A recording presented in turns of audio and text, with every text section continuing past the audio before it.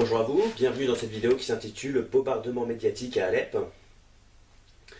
et dont l'intérêt, enfin l'objectif en tout cas est de proposer une analyse différente de ce qui se passe actuellement à Alep que celle donnée par la majorité des médias en Occident. Alors on a beaucoup reproché au régime qu'il y ait des victimes civiles à cause des bombardements au régime syrien, à cause des bombardements qui ont lieu à Alep, mais il faut savoir que la majorité des victimes, des civils qui sont morts, ce sont des personnes qui aimeraient bien, qui auraient bien aimé sortir des quartiers est d'Alep, mais malheureusement que les rebelles ont gardé en otage en quelque sorte, pour que si jamais il y ait des victimes collatérales du type civil, et bien ensuite, ce qui se passe, c'est qu'on puisse accuser le régime de Bachar al-Assad de les avoir tués. Et c'est ce que, une fois que les quartiers ont été reconquis, c'est ce que très souvent les personnes ont déclaré. Elles ont déclaré qu'elles auraient bien aimé pouvoir rejoindre la partie ouest tenue par le régime de Bachar al-Assad, mais que malheureusement les rebelles les avaient empêchés de partir. Et que bon, c'était dommage qu'il y avait des victimes civiles, mais que bon, c'était plus la faute des rebelles qui les empêchaient de partir que la faute des forces du régime qui visaient avant tout les rebelles et qui, à cause de ça, à cause des victimes, enfin, tuaient des civils à cause des dommages collatéraux. C'est ce qu'a déclaré notamment une habitante qui était à l'est, qui est passée à l'ouest à France Info. Et c'est ce que ont déclaré de nombreuses personnes, sachant que avant que la bataille véritablement ne se déroule, les forces de Bachar al-Assad avec les Russes, ils avaient proposé des couloirs humanitaires pour que les civils qui veulent partir puissent partir, mais les rebelles les avaient empêchés d'emprunter ces corridors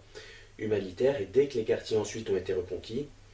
eh ben, il y a eu des milliers de personnes qui se sont enfuies de ces quartiers pour pouvoir rejoindre enfin la partie tenue par le régime, ce qui est le signe que ce n'est absolument pas que ces personnes refusaient de prendre les couloirs humanitaires qui étaient autrefois mis en place, c'est juste que les rebelles les empêchaient de les prendre parce qu'ils voulaient pouvoir les garder comme boucliers humains. Et c'est là que véritablement qu'on se rend compte que le travail des médias n'a pas été fait de façon objective, il n'a pas été fait de façon intelligente, parce que si les médias avaient dénoncé le fait que les rebelles prenaient en otage des milliers de civils et les empêchaient de partir, et bien non seulement, très probablement, parmi ces civils qui sont morts, il y en aurait certains qui ne seraient pas morts, et d'un certain point de vue, c'est la faute des médias qui n'ont pas été capables de dénoncer la prise en otage et qui ont incité même, on peut dire d'une certaine manière, les rebelles à les prendre en otage, puisque chaque fois qu'il y avait des victimes civiles, les médias disaient oui, regardez, c'est abominable ce que fait le régime syrien, alors qu'en réalité, c'était la faute des rebelles qui prenaient en otage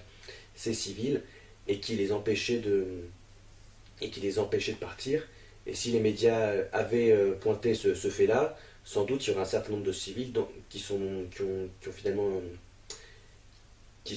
morts, qui auraient pu ne pas mourir. Et d'une certaine manière, on peut dire que les médias ont incité les rebelles à prendre en otage comme bouclier humain ces personnes-là, ces personnes civiles, et que c'est d'une certaine manière leur faute si ces personnes sont mortes. Précisons également que lorsque la ville était tenue séparée en deux parties à peu près égales, entre le régime syrien et les rebelles d'un autre côté, il y avait 200 000 personnes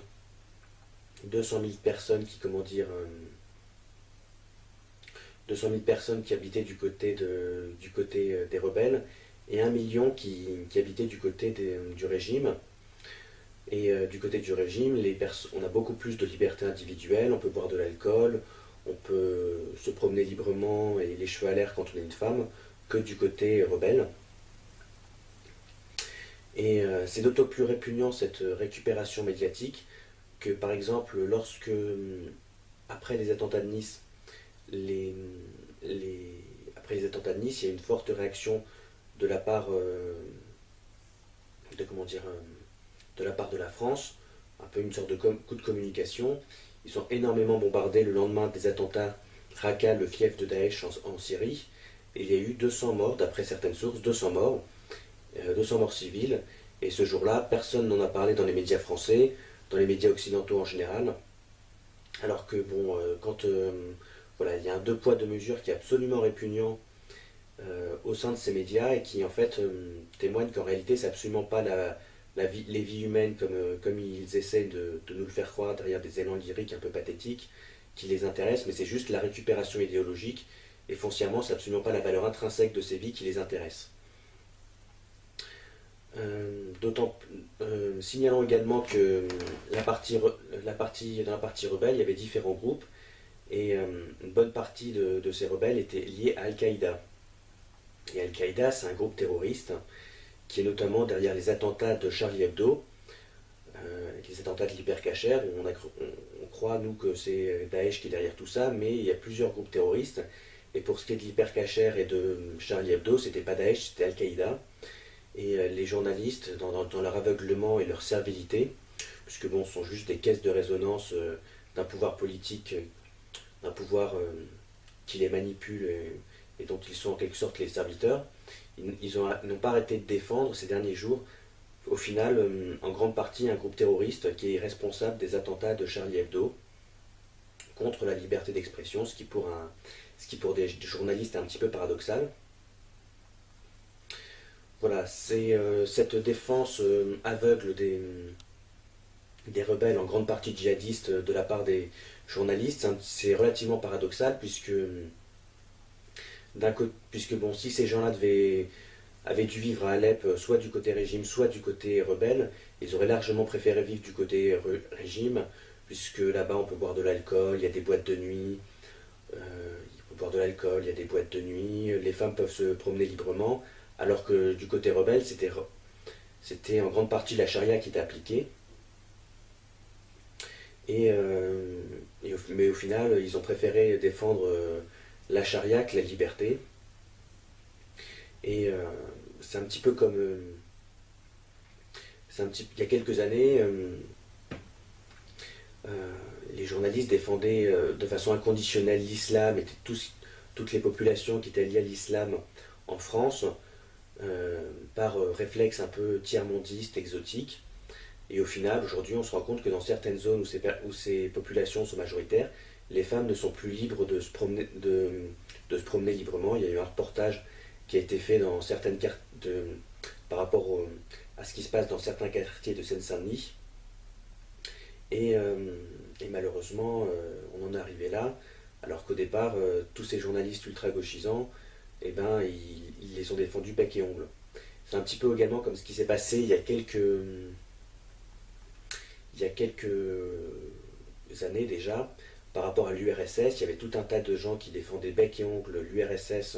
qui avaient toutes leurs entrées dans les médias français déjà à l'époque, qui défendaient bec et ongle l'URSS, mais en même temps, ils n'auraient jamais aimé vivre là-bas, et ils étaient bien contents d'être à Paris, du côté du boulevard Saint-Germain. Voilà, on peut signaler également les députés relativement naïfs qui se sont pris pour des émules d'André Malraux pendant la guerre d'Espagne, qui ont voulu aller à Alep pour attirer l'attention de l'humanité, enfin, et surtout assouvir leur narcissisme. Et c'est relativement délirant, c'est relativement affligeant que ce genre de personnes soit au final aux destinées de notre pays. Et on se rend compte que s'ils sont relativement peu lucides sur ce qui se passe pour tout ce qui est politique extérieure, pour tout ce qui est politique intérieure aussi, ils seront relativement peu lucides également. Et c'est relativement inquiétant de se rendre compte qu'il y a autant d'idiots déconnectés de la réalité dans la classe politique française. Il ne faut pas s'étonner après que notre pays soit aussi mal géré. Il y a quelques mois, il y a eu une opération qui a été lancée tout au nord de la Syrie avec l'aide de la Turquie. Et Il y avait des rebelles, des groupes de rebelles syriens qui avaient été armés pour différentes raisons, et ils étaient censés être accompagnés, supervisés par des Américains par des instructeurs américains qui devaient leur donner quelques conseils et les aider. Et ces instructeurs américains, ils ont été, comment dire, ils ont été chassés par qui? Par ces rebelles justement qui leur ont dit qu'il fallait décapiter les chrétiens infidèles. Et pourtant ces rebelles, ils n'étaient pas liés à Daesh ou à Al-Qaïda, c'était des groupes rebelles pas forcément très connus. Et c'est à ces gens-là qu'on a voulu accorder un soutien politique, militaire et financier. Ce qui est quand même assez inquiétant. Assez inquiétant. Le critère de base de la politique, disait Carl Schmitt, c'est de savoir distinguer l'ami de l'ennemi. Et qu'on arme ces gens-là, ça prouve que nos dirigeants ne savent pas vraiment où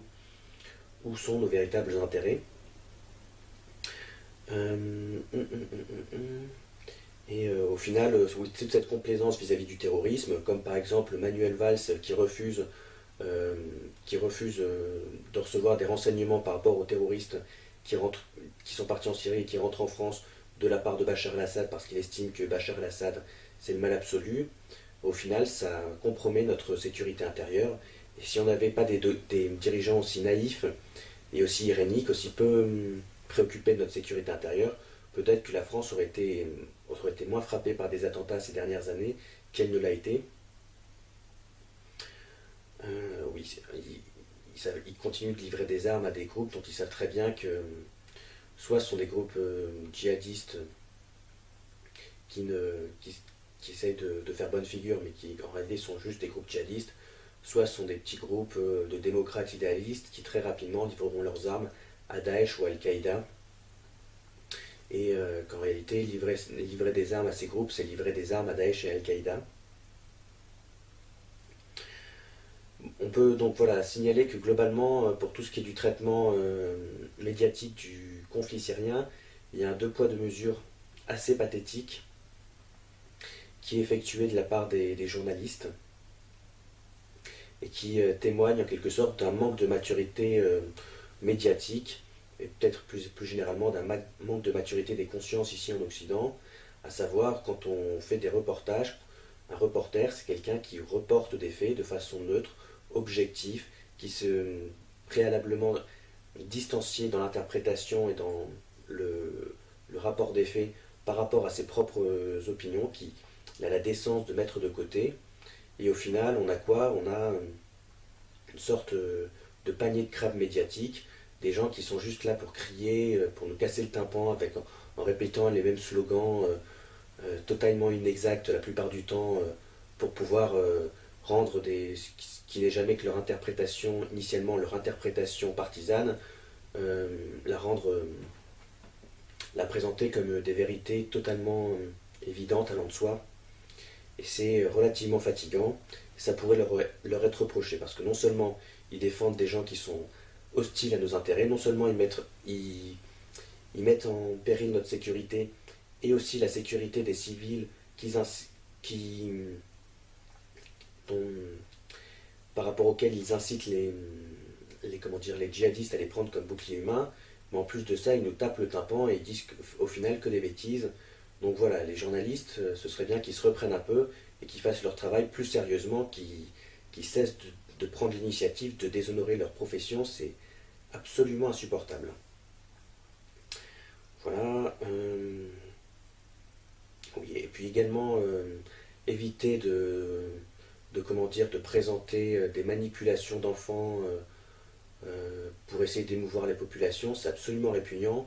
Et on peut se demander si c'est pas le témoignage d'une pédophilie sournoise. Très souvent, on a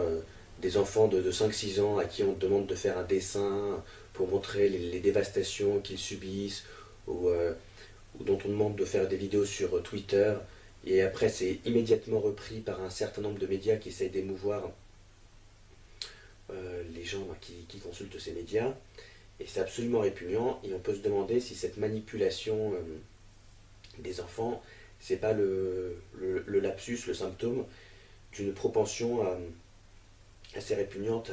à manipuler les enfants, et n'ayons pas peur des mots, à une certaine forme de pédophilie. Voilà. Bon, il faut également avoir l'honnêteté et la correction de signaler qu'il y a eu qu'il y a eu des massacres qui ont été commis, enfin qui auraient été commis, puisque bon, on ne sait pas encore si c'est totalement avéré, mais bon, malgré tout, les rumeurs sont là. Des massacres qui auraient été commis par les milices, par un certain nombre de milices qui se sont battues aux côtés du régime syrien. Alors il faut savoir que le régime syrien, c'est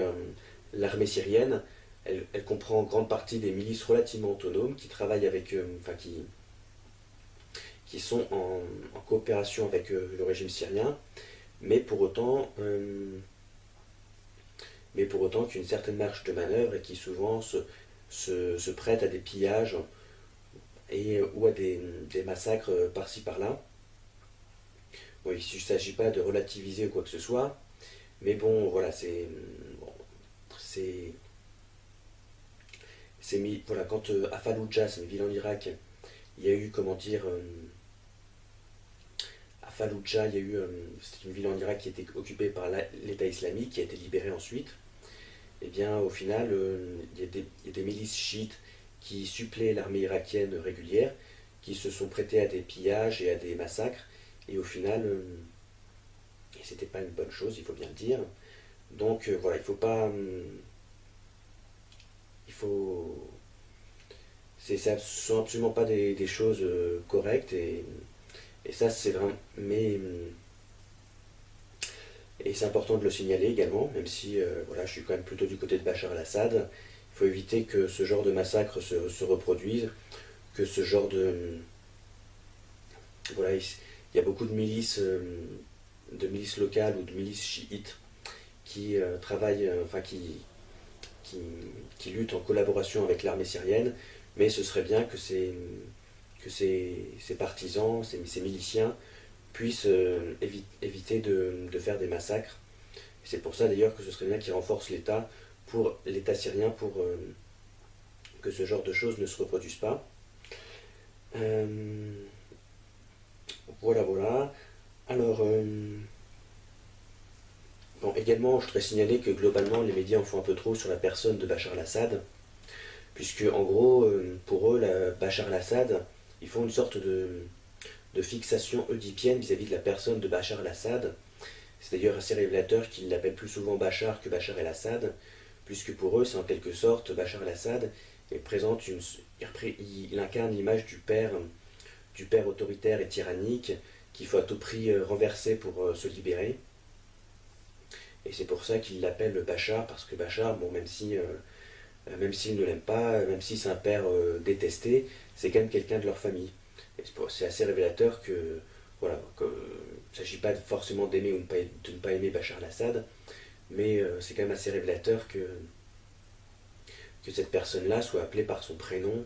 et non pas par son nom de famille ou par son prénom et son nom. Voilà, c'est quand même assez. Bon,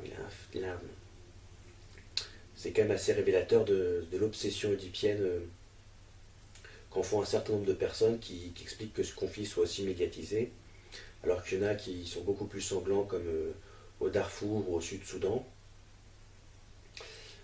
Voilà, voilà. Et